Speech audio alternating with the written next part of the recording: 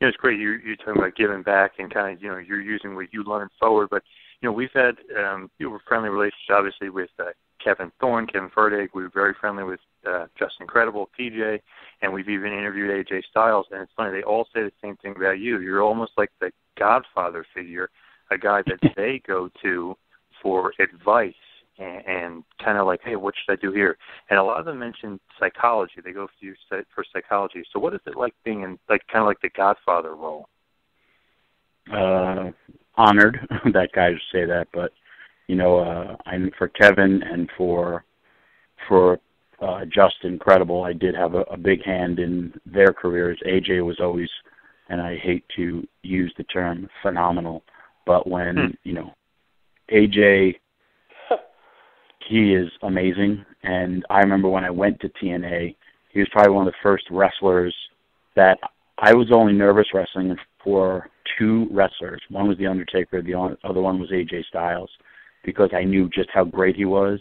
And I had left WWE, and I didn't want the fan. I had a chip on my shoulder, and I had something to prove, but I knew he was better than me, and I didn't want the fans to be like, oh, AJ Styles has to slow down to keep up with Tommy Dreamer. I want to be like, man, look at Dreamer keeping up with AJ Styles and motivating AJ Styles. And him and I clicked from day one in the ring, and we just became, awesome friends. And I couldn't be prouder for AJ Styles. And but that's a great compliment, and it's cool that you said it. But though, same with Justin Credible. I just had to give Justin Credible confidence, because I was once where Justin Credible was, where I was begging and trying to get over with the fans. And when he came to ECW, I pretty much took him under my wing to get him over, because I just saw his talent. And same with Kevin Thorne. Kevin Thorne is a big dude. He just worked my last two shows. As soon as he came back, I was like, man, you're moving better than ever. And a lot of times when you come back from WWE, they don't tell you anything, or just good job.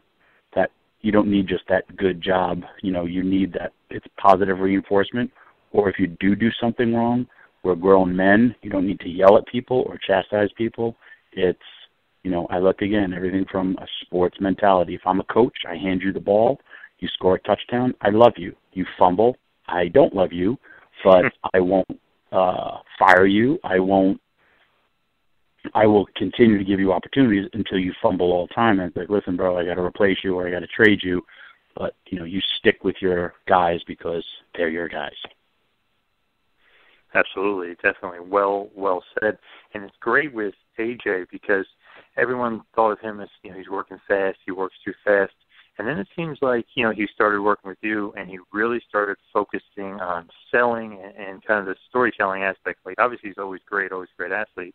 But is that something you like to preach to your guys, slow it down and maybe, have a little bit more storytelling, a little bit more selling? No, just having everything mean more.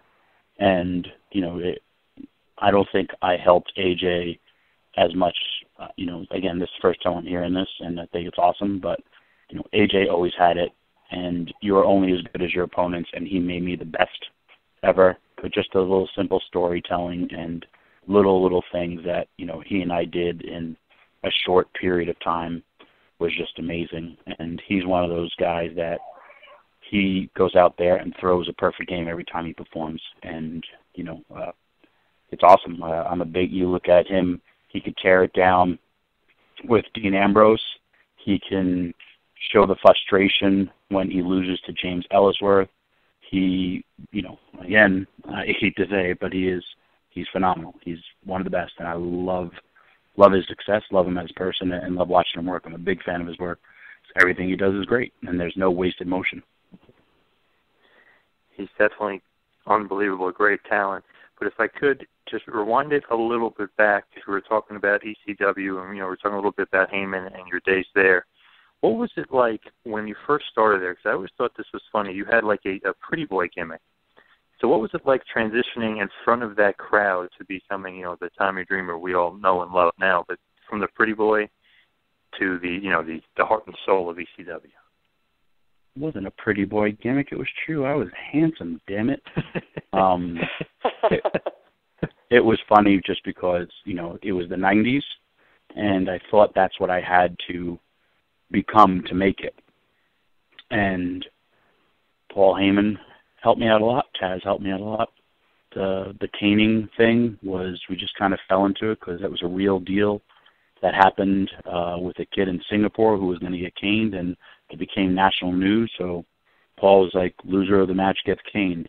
It was Taz who said, when I was struggling to get over, the people liked my wrestling, but they couldn't get over my gorgeous looks, which is absurd. But do you think I want to look like this? No, I don't. But so it was Taz who told Paulie, hey, man, I used to drop him on his head. He is tough. You just got to show his toughness, and that's what he did. But that was the beauty of ECW. There was another guy who wore a wetsuit and was a surfer, and his name was the Sandman. And people really didn't care that much about him, but we saw him in the back. I can remember it like it was yesterday. He was sitting in his underwear, and he was drinking a beer, smoking cigarettes in the back, telling jokes, and we said, that's what you need to put on television. And that's what we put on television, minus being in his underwear. And it worked. So, and for me, Paul did a lot, and Raven really helped Tommy Dreamer take it to the next level. And it was Terry Funk who straight up said, be yourself. No one can tell you how to be you. And he also told me to grow a goatee because it'll make me look tougher. And when I become his age, it'll hide a double chin. And he is now right because I am his age and have a beard because I have 3 chins. So he was a Nostradamus of pro wrestling, that Terry Funk. What a wise man. See, he's always teaching lessons to you. That's great. And it's funny, he's kind of followed you throughout most of your career. If you think about it, early days ECW, and then he was on a House of Hardcore show in Philly not too long ago. So what's it been like with Terry all these years and him being able to come out to that last House of Hardcore show and, cut a really emotional promo? Besides the fact that he can always make me cry, you think about the contributions of Terry Funk, besides for myself, I really view him and Mick Foley as my mentors and, Paul Heyman. But Terry really took me under his wing and always is there for me. And he's an amazing, amazing man. And when I talked to him after that show, I told him, we started talking about exactly what I said, and he remembered exactly word for word what he told me when I was trying to get over. And I was like, here's a 70-something-year-old man in not the best of health, and he still remembers. He still watches the business. I talk to him, every 2 weeks just to check in on him. And he'll watch the business. He's so in tune, and, he'll probably have another 10 more retirements. But, this business would not be the business that it was and is without Terry Funk. He was the one who told Hulk Hogan to call Vince. He, found Ted DiBiase. He was the first person to give Bob Backlund a break and saw something in Bob Backlund. He found Stan Hansen. He found so many people where if you look into and start seeing the great wrestlers, how they emerged, they'll all have a Terry Funk story. I'm reading Jack Briscoe's book, and Jack Briscoe says, and then I met Terry Funk, and Terry Funk took me under his wing. And I was just like, holy crap. And I called him about it. I was like, how many not NWA, between NWA and WWF title reigns you're responsible for? Years of wrestling. And he's just like, oh, it's okay. No, Stan was a good guy. And, Jack Briscoe's a great guy. And that's just Terry Funk. But, for him, we're talking about full circle, he was in a locker room and he saw Bob Backlund. And he walked up to Bob Backlund just because of his body. And he's like, man, you got a great body. Back then, there wasn't a lot of great bodies. And he was like, give me your number. And then when there was an opening up in Amarillo, he booked Bob Backlund. And then that's where Bob Backlund started to get a push. Amazing, And also, Stan Hansen was a football player, West Texas State.